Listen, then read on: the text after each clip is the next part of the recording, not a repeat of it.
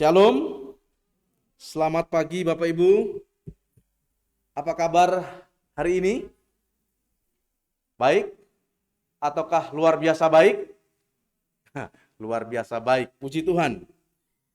Nah, pagi hari ini Bapak Ibu kita akan belajar beberapa kebenaran firman Tuhan yang tadi kita sudah bacakan di dalam baik responsoria dan bahkan juga di dalam pembacaan kita tadi melalui nats yang terambil dari Imamat pasal 6 ayat 1 sampai dengan ayatnya yang ke-30. Nah, tema besar dari kitab Imamat ini adalah kekudusan umat Tuhan. Nah, Bapak Ibu, jika kita memegang dan sering melihat kata kekudusan, berarti saya dan Bapak Ibu memiliki persepsi atau pandangan bahwa hidup kita itu menjadi seorang pribadi yang hidupnya itu tidak melakukan kesalahan. Hidupnya selalu melakukan apa yang Tuhan inginkan. Itu yang kita mau. Nah, demikian pula juga Tuhan menginginkan kita bahwa umatnya ini ada di dalam kekudusan yang bukan dibuat-buat. Apa maksudnya? Ya, kalau kita melihat kata kudus di sini, berarti kita ini memakai jubah serba putih. Betul Bapak Ibu? Ya, nah Pak Asono pakai baju putih, wah ini orang kudus begitu ya, Pak Asono ya. Nah, itu contoh saja. Ya. Kadang-kadang kita melihat sesuatu yang kudus itu pastinya putih. Ya, tidak mungkin yang kudus itu hitam. Karena kekudusan itu mencerminkan gambar Allah yang tidak dapat dilihat oleh apapun juga, hanya cahaya putih. Ya. Nah, untuk memiliki kekudusan ini, maka umat Tuhan juga harus memiliki SKB. Nah, itu dia. Tahu SKB Bapak Ibu? Ada? SKB? Iya. Syarat dan ketentuan itu berlaku Bapak Ibu. Saya dan Bapak Ibu punya itu. Nah, apa maksudnya?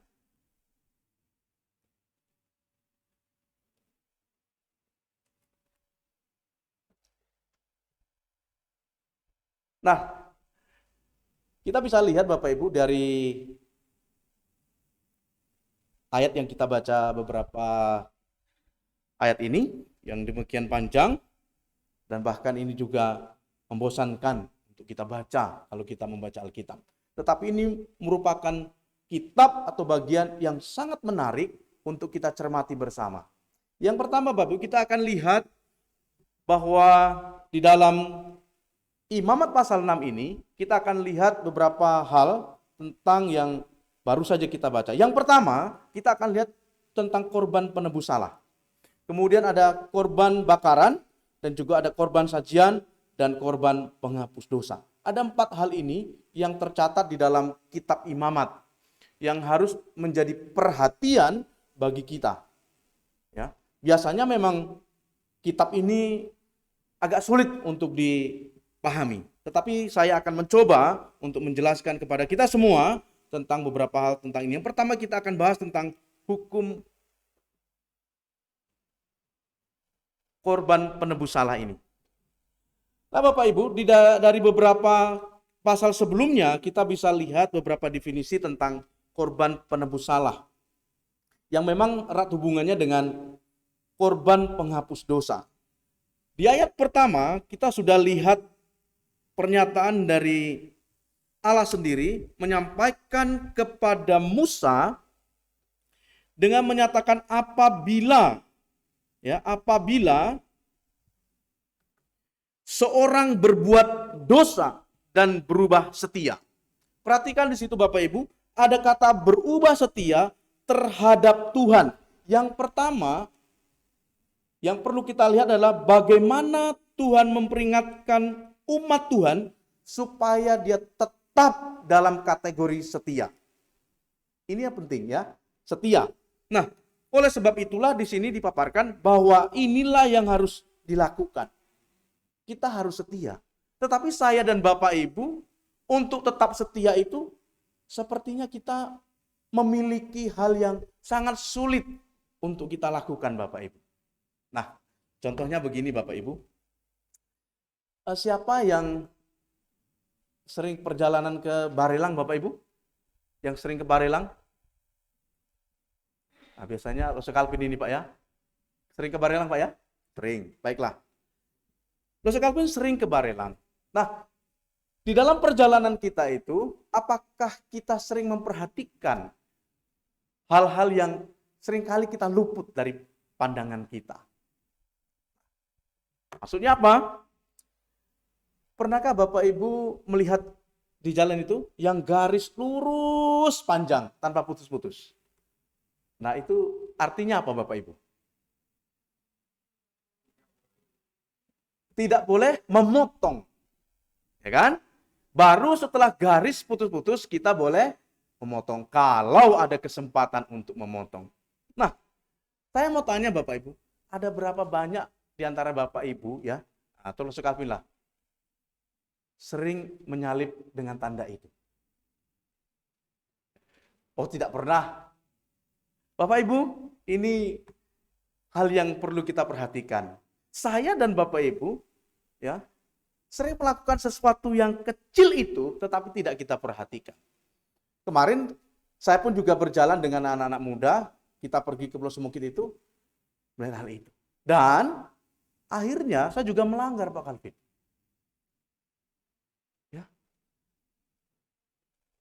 Kata anak muda, wah sebenarnya tidak boleh. Kalau di Jawa, melanggar lewat garis itu 500.000. Saya nggak tahu kalau di Batam. Atau mungkin sudah biasa. Nah, apa yang dimasukkan di sini Bapak Ibu? Untuk kita dapat menjadi orang yang tidak melanggar saja, untuk sesuatu yang praktis saja, saya dan Bapak Ibu tidak mampu. Betul ya Bapak Ibu ya? Tidak mampu. Baru marka jalan yang seharusnya kita tidak langgar itu. Tetapi karena kita itu ya namanya asik begitu kan, ya kita lewati saja. Karena kita juga tidak sabaran, ya kita lewati saja, kita potong karena ada kesempatan. Ya. Tetapi sebenarnya itu merupakan kesalahan yang kita lakukan. Demikianlah apa yang dikatakan oleh Tuhan melalui Musa ini yang kita baca, apabila seseorang berbuat dosa dan berubah setia.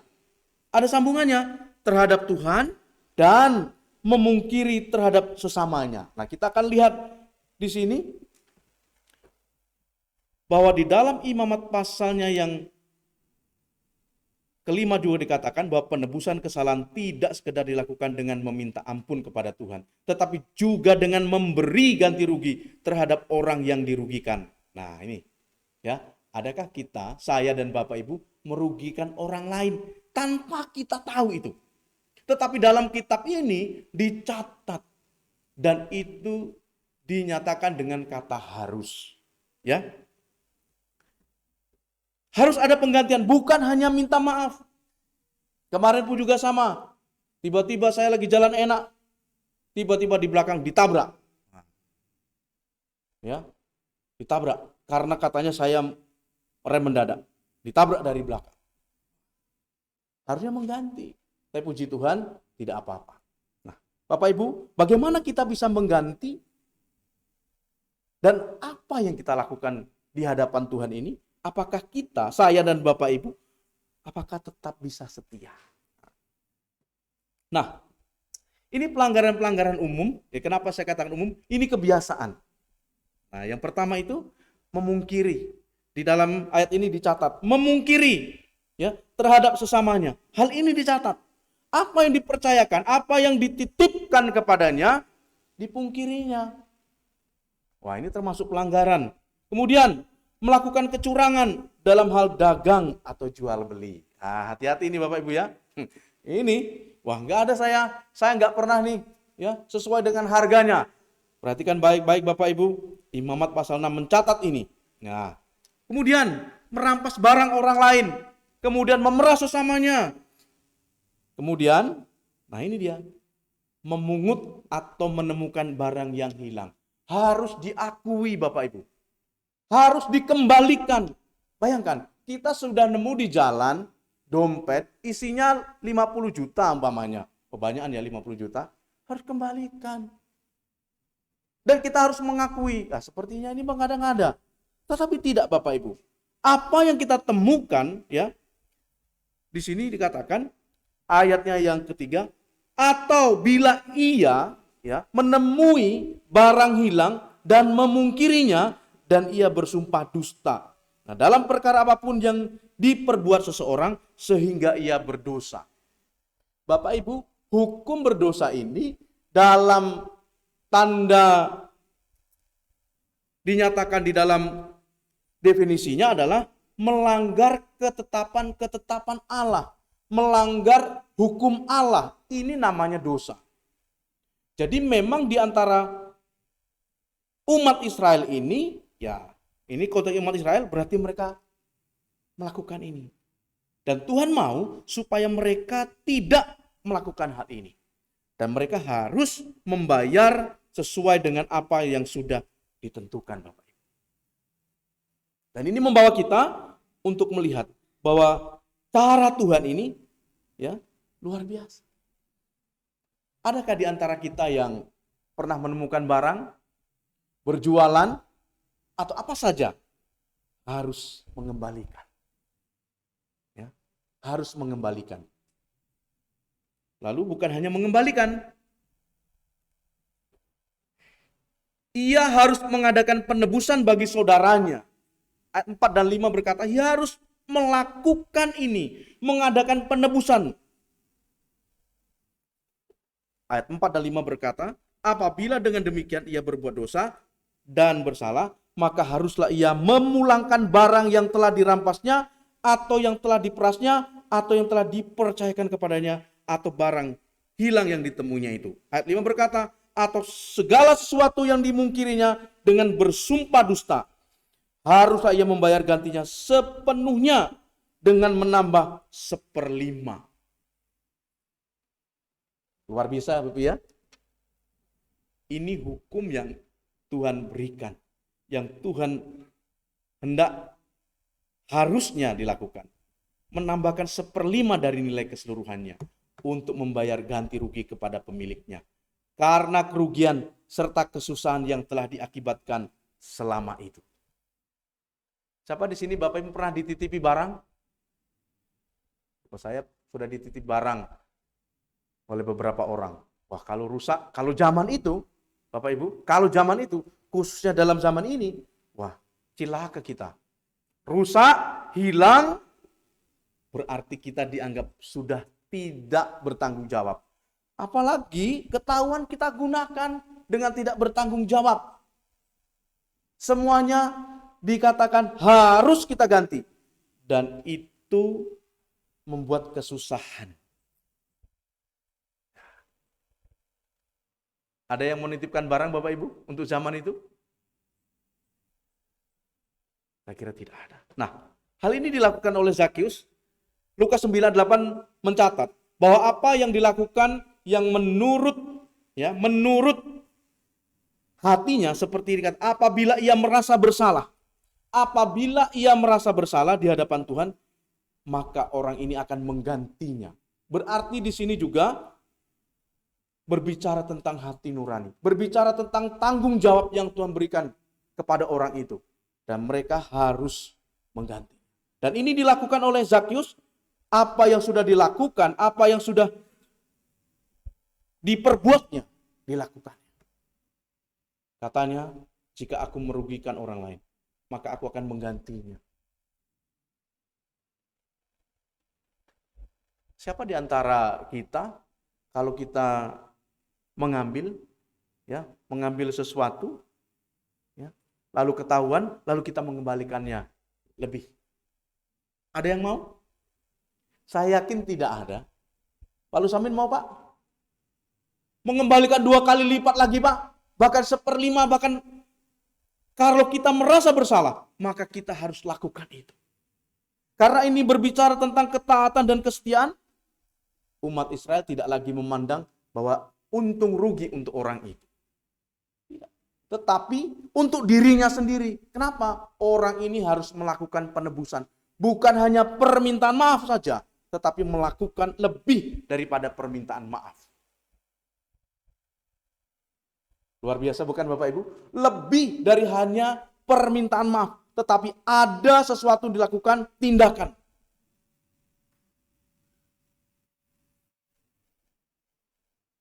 Nah, contoh minggu yang lalu, saudara kita Martin mengalami naas.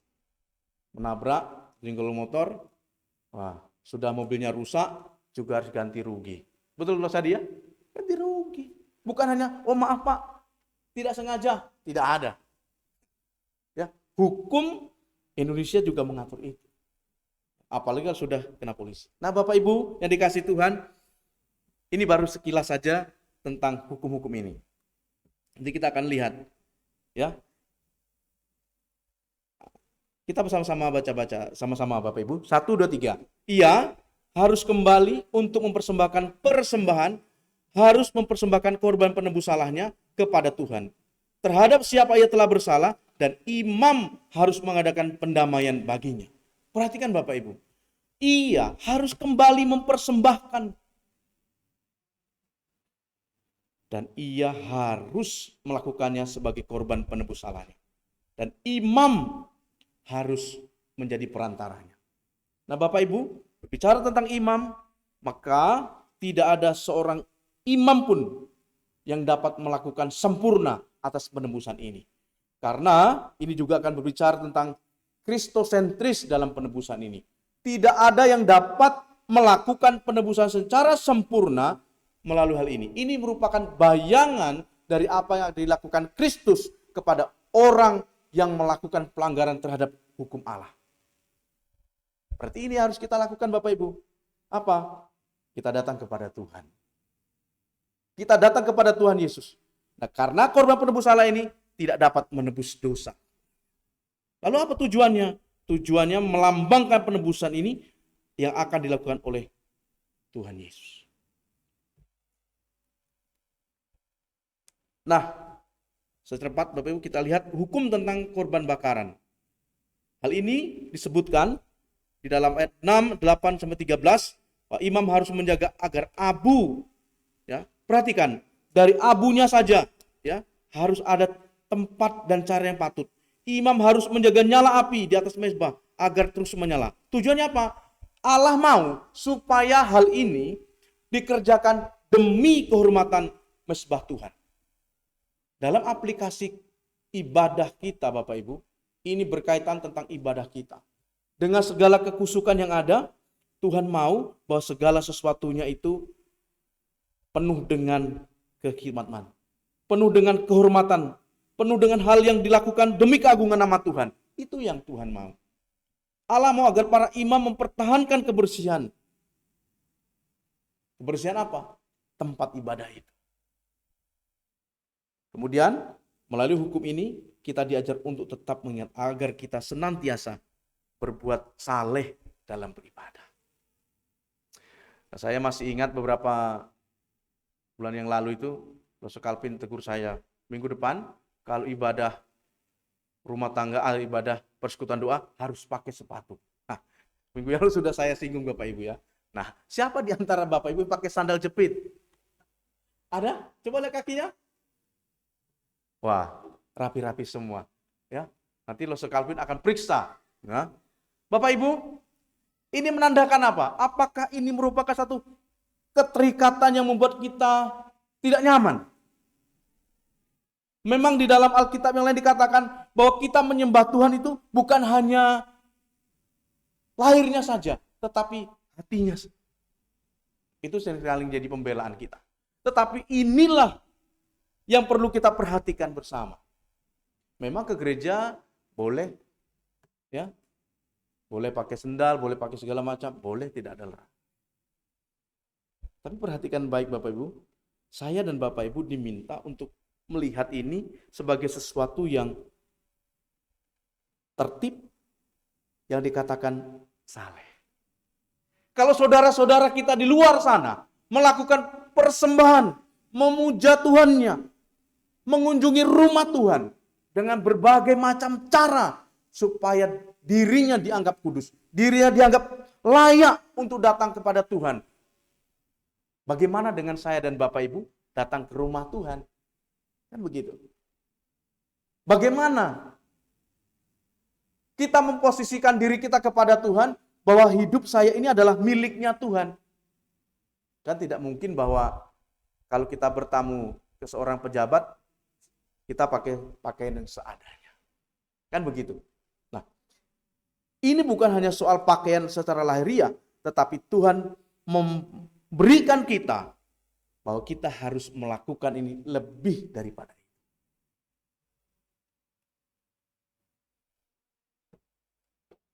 Selanjutnya, hukum tentang korban sajian. Nah, Bapak Ibu, beberapa bulan yang lalu saya sudah sampaikan tentang korban sajian, bahwa korban sajian ini berupa korban yang dipersembahkan oleh umat Tuhan, ya, atau juga oleh para imam untuk acara mereka. Nah, tetapi korban sajian juga merupakan sebuah persembahan kepada Allah sebagai suatu tindakan penyembahan kita, ya, sebagai tindakan penyembahan saya dan Bapak Ibu kepada Tuhan yang melambangkan penyerahan hasil baik pekerjaan, hasil perkebunan kepada Allah. Untuk apa? Tujuannya ini untuk mendidik bangsa Israel yang waktu itu dikatakan tegar tengkuk untuk menjadi setia. Kalau untuk kita, apa yang harus kita persembahkan? Secara umum kita bisa melihat korban sajian kita berikan kepada Tuhan tidak ditetapkan di dalam perjanjian baru secara tertulis seperti ini. Tetapi Tuhan mau apa yang kita miliki itu dari hati kita. Kalau dari hati, lalu kita memiliki kerinduan, maka saya dan Bapak Ibu beribadah pun juga penuh dengan rasa rindu. Nah, kerinduan yang kita miliki ini akan memberikan kita semangat untuk datang. Kalau kita tidak memiliki kerinduan, saya percaya Bapak Ibu tidak akan hadir di tempat ini. Betul Bapak Ibu? Betul apa betul? Ya tempatnya juga seperti ini kan? Ya, AC-nya mungkin kurang dingin, Mas Calvin. Ya kan? Ini juga kurang nyaman kursinya ini, harusnya bisa bersandar, begitu kan? Lalu di luar sana juga, kurang pas. Suka. Bapak Ibu dikasih Tuhan, korban sajian ini dapat kita maknai secara rohani dengan maksud bahwa apa yang kita persembahkan, apa yang kita sajikan kepada Tuhan itu sesuatu yang baik. Bukan hanya bentuknya saja, artinya apa? Ya kita datang, seperti saya umpamanya, pakai jas begini, sudah baik saya. Tetapi apa yang ada di dalam diri kita ini menjadi acuan. SKB tadi berlaku untuk saya dan Bapak Ibu. Sehingga bukan masalah tempatnya ini. Tetapi ada kerinduan di dalam hati kita untuk apa? Untuk datang kepada Tuhan. Bukan pada tempatnya ini. Tapi untuk Tuhan. Karena apa yang Bapak Ibu lakukan bukan untuk manusia. Kan begitu. Apa yang Bapak Ibu lakukan dan berikan, Alkitab mencatat, berikanlah itu untuk Tuhan. Lakukanlah semuanya itu seperti untuk Tuhan. Kalau semuanya seperti untuk Tuhan, saya dan Bapak Ibu akan meredam rasa segala sesuatu itu tidak dengan kata kasakusuk begitu. Nah, ini Tuhan mampu yang Tuhan berikan kepada kita. Sehingga kita dimampukan untuk datang.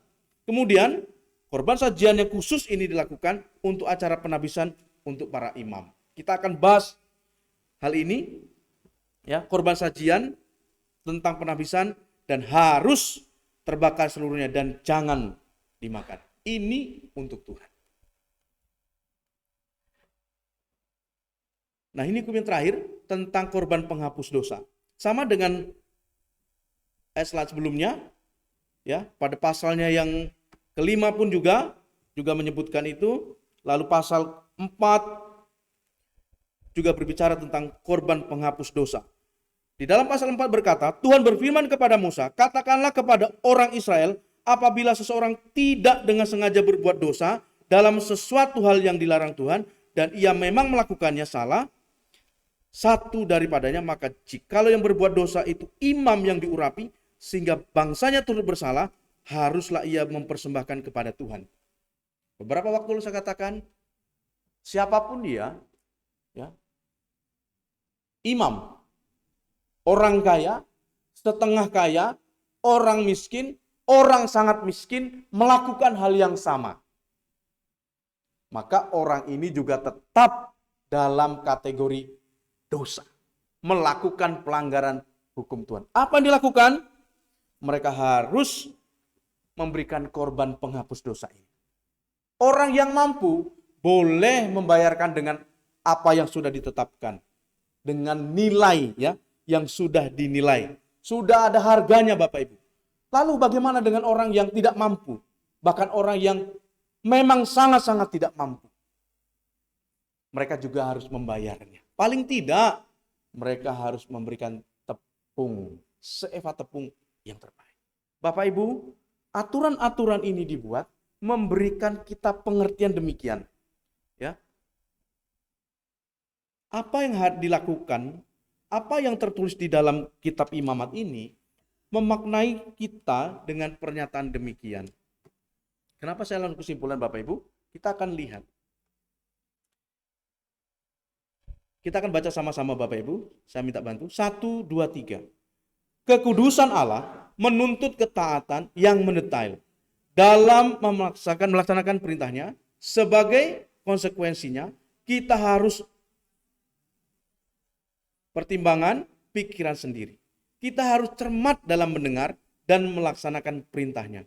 Kita bisa melihat ini dari teladan para imam berkenaan tentang kurban penghapus dosa.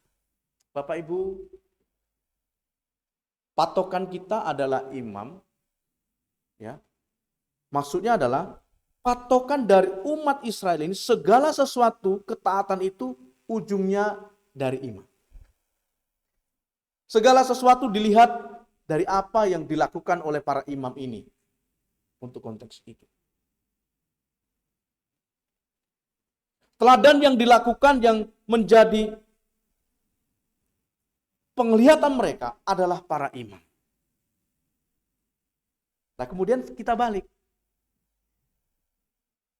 Di dalam perjanjian baru, bahwa setiap orang Kristen yang laki-laki itu adalah imam secara rohani. Jadi maksudnya apa? Saya dan Bapak Ibu adalah imam, baik bagi keluarga kita maupun bagi orang lain. Gambaran ini tercermin bahwa kekudusan Allah menuntut ketaatan yang begitu detail, sehingga kita bacanya saja sudah sangat-sangat kerepotan. Yang ini, yang itu. Coba kalau Bapak Ibu baca secara terperinci, secara pelan-pelan pada ayatnya yang selanjutnya, seperti korban bakaran, sajian, itu dikatakan harus belanga itu, harus ini dipecahkan, dan lain sebagainya. Abunya harus di tempat yang lain. Betapa detailnya Tuhan melakukan ini. Berarti apa yang kita lakukan Bapak Ibu, kita pun juga harus melakukan hal yang sama. Paling tidak untuk diri kita. Kita bisa melihat ini dari teladan para imam. Kita adalah imam secara. Saya melihat ini, wah, sangat menakutkan Bapak Ibu. Kalau kita tidak bisa menjadi teladan. Dan Tuhan menuntut ketaatan ini Bapak Ibu. Ketaatan kita. Ketaatan orang-orang yang sudah dipilihnya. Maka saya dan Bapak Ibu, saudara sekalian yang dikasihi Tuhan, kita punya tantangan. Kita punya tantangan ini untuk melihat bagaimana itu. Karena setiap orang setiap mempersembahkan kurban selalu ada peraturan-peraturan khusus yang menyertainya. Para imam wajib melaksanakannya tanpa kompromi. Tuhan menuntut agar mereka melakukannya dengan terperinci. Artinya itu menunjukkan bahwa Allah adalah pribadi yang teratur. Setuju Bapak Ibu? Setuju? Bahwa Allah kita adalah pribadi yang tertib dan teratur. Allah saja melakukan hal seperti ini sebagai acuan saya dan Bapak Ibu untuk melakukan segala sesuatu itu teratur. Untuk apa? Rasul Calvin katakan, kita akan membangun relasi kalau tidak teratur, tidak disiplin, apakah bisa? Tidak bisa. Tadi malam Rasul Calvin katakan bahwa kita itu merupakan milik Allah. Yohanes 15 itu mengatakan kesimpulannya demikian. Hubungan kita dengan Tuhan ini, kita sudah melakukan secara transaksi kepada Tuhan. Apa? Hati kita apakah sudah menjadi milik Tuhan? Tuhan sudah memberikan untuk kita hidupnya. Oleh sebab itu, Tuhan menuntut agar mereka melakukannya dengan terperinci. Aturan-aturan ini dicatat bukan berarti untuk dilanggar. Hukum-hukum ini dibuat bukan untuk dilanggar. Nah, Bapak Ibu dikasih Tuhan, berbicara tentang hukum tadi, dari awal sudah saya katakan, kita seringkali, saya dan Bapak Ibu seringkali melakukan pelanggaran yang ada di depan mata kita. Nah, ini memaknai bahwa kita memang tidak mampu untuk melakukan ini dengan sendiri. Kita butuh pribadi Tuhan. Kita baca sama-sama Bapak Ibu, 1, 2, 3. Sikap hati adalah yang terpenting dalam melayani. Akibatnya, kita kerap lalai, bahkan mengabaikan praktik-praktik konkret dalam lapangan. Selain menuntut sikap hati, Tuhan juga menagih ketaatan yang mendesak. Ia ingin agar segala perintahnya dijalankan dengan tepat dan spesifik. Tahu artinya Bapak Ibu ya? Segala sesuatu kita lakukan kembali diulang dengan terperinci, dengan begitu spesifiknya. Khusus. Spesial. Apa yang kita lakukan untuk Tuhan harus kita lakukan spesial. Kita berikan juga dengan spesial. Bukan hanya korban-korban yang membuat kita, saya sudah lakukan korban itu, saya sudah memberikan persembahan kok, maka tuntas sudah. Tidak Bapak Ibu. Hal ini menengahi bahwa hidup kita harus melakukan lebih untuk itu. Nah, Bapak Ibu dikasih Tuhan, hal yang perlu kita perhatikan bersama, yang kita lakukan ini, melakukan apa yang dicatat di dalam Imamat pasal 6 ini adalah kemampuan secara lahiriah saja. Kemampuan-kemampuan yang dilakukan dengan kemampuan yang bisa saja dimanipulasi. Kenapa?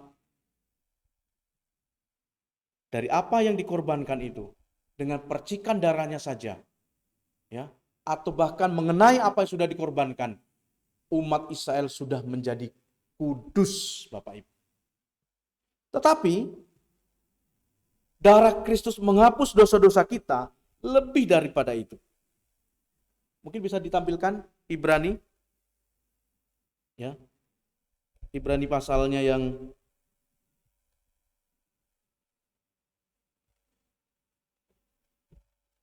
Ibrani pasal 9 ayat 13.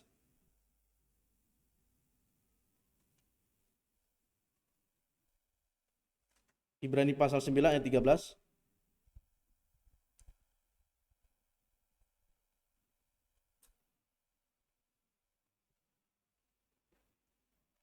Kita baca sama-sama Bapak Ibu. Ini yang menjadi penekanannya. Ayat 13, 1, 2, 3. Sebab jika darah domba jantan dan darah lembu jantan dan percikan abu lembu muda menguduskan mereka yang najis, sehingga mereka disucikan secara lahiriah. Kemudian ayat 14.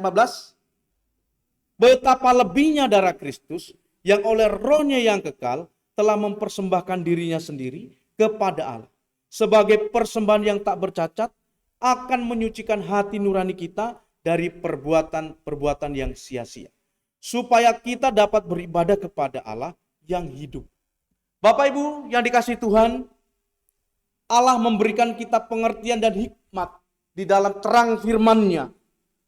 Apa yang sudah tercatat di dalam perjanjian lama bukan kita buang, bukan kita jadikan sebagai sarana sesuatu yang itu perjanjian lama. Tetapi di dalam Ibrani tadi dikatakan, yang pertama, secara lahiriah, darah pengorbanan itu hanya dapat membersihkan kita secara lahiriah. Artinya apa? Hanya sesuatu yang kelihatan bahwa kita ini kudus, suci, saleh. Tetapi saya dan Bapak Ibu, ternyata kita adalah orang-orang yang penuh dengan luka. Orang-orang yang penuh dengan noda itu.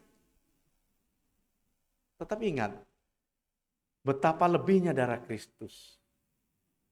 Dia menyucikan apa Bapak Ibu? Hati nurani kita. Lebih daripada itu. Lahiriah berbicara sesuatu yang tampak. Tetapi naluri kita, Tuhan berikan sesuatu yang berbeda. Kekudusan kita tidak tampak. Oleh sebab itu, saya mengamati bahwa seorang imam, seorang rohaniawan Kristen, tidak perlu dia pakai jubah kemana-mana. Ya kan? Adakah? Oh, ada itu contohnya suster pakai baju yang biasa itu ya.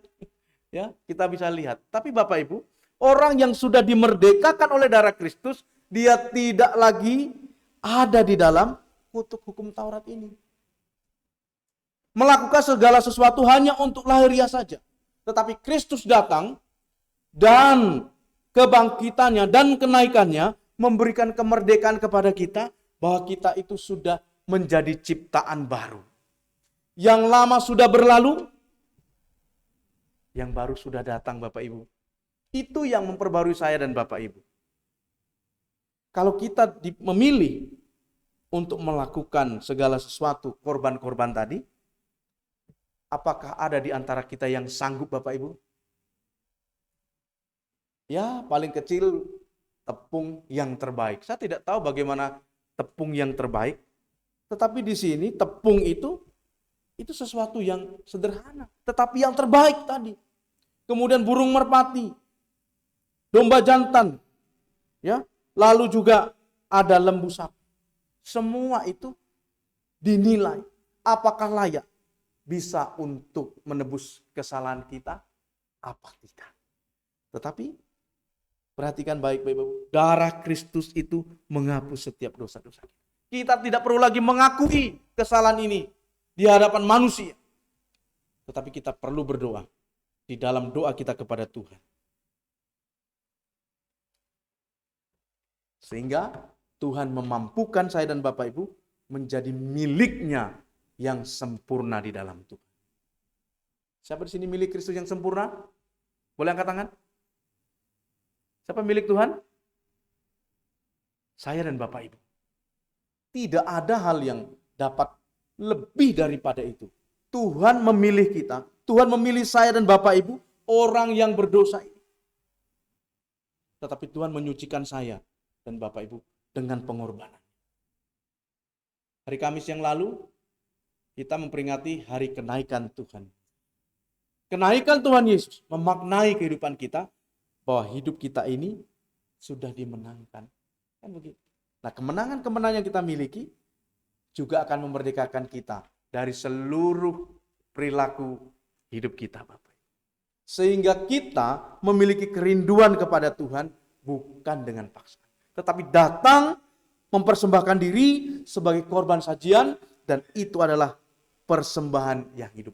Roma 12 ayat 1 dan 2 menuliskan bahwa kita diminta oleh Tuhan untuk mempersembahkan korban yang hidup, yaitu tubuh saya dan Bapak. Kemudian oleh pembaharuan budi kita, kita tidak melakukan hal yang sia-sia seperti zaman yang kita alami sekarang ini. Tetapi kita diperbaharui, kita diubah untuk mendapatkan kemenangan yang sempurna di dalam Kristus. Bukankah begitu Bapak Ibu? Menjadi seorang Kristen bukanlah satu kebanggaan. Kenapa? Banyak orang Kristen tapi dia bukan murid Kristus. Banyak orang Kristen hanya namanya saja. Ini perlu kita perhatikan Bapak Ibu. Saya perlu merenungkan ini bersama-sama. Bahwa kita ini bukan hanya Kristennya saja. Kalau Kristen sekedar agama, maka orang di luar sana juga akan mengatakan sama.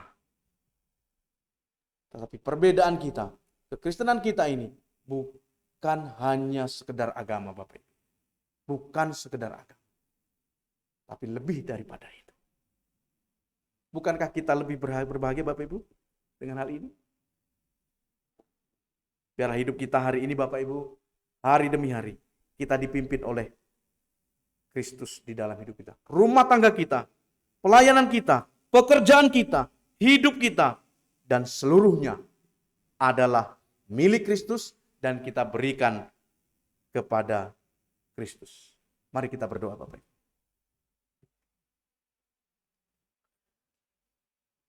Bapa di surga, terima kasih kami mengakhiri firman-Mu untuk kembali merenungkan apa yang Tuhan sudah kerjakan dalam hidup kami. Jika kami hidup seperti pada zaman perjanjian lama, kemungkinan besar ada di antara kami yang tidak sanggup untuk melakukannya. Termasuk hamba-Mu ya Tuhan. Namun hari ini kami mendengar kemerdekaan dan kabar sukacita bahwa Kristus telah bangkit dan naik ke surga dan melakukan perkara-perkara yang tidak dapat diperhitungkan dengan pengorbanan-pengorbanan oleh binatang-binatang yang merupakan lambang bayangan atas pengorbanan-Mu ya Tuhan. Bapa, kami hidup, kami dimenangkan bukan secara lahiriah. Kami ada di tempat ini, kami memiliki kerinduan yang dalam bahwa kami mau datang kepadamu dengan segala kerendahan hati kami. Bahwa Engkaulah juru selamat kami satu-satunya, tidak ada yang lain. Sehingga kami dimampukan untuk melakukan perkara-perkara di dalam dunia ini. Bapa, Engkaulah yang sanggup menilik hati kami. Jika perkataan-perkataan yang kami dengarkan hari ini Tuhan, mungkin tidak tepat, mungkin tidak mampu mengubah kami, tapi Engkau yang mampu mengubah sikap hati kami ya Tuhan. Jika apa yang kami lakukan hari-hari ini Tuhan, merupakan sesuatu prioritas hanya untuk kepentingan diri kami pribadi, maka ampunilah kami ya Tuhan. Ajar kami untuk melakukannya hanya untuk kemuliaan nama-Mu saja. Terima kasih Bapa, terima kasih. Terpujilah nama-Mu Bapa, di dalam nama Tuhan Yesus Kristus. Kami berdoa dan mengucap syukur. Amin. Saya kembalikan pada liturgos.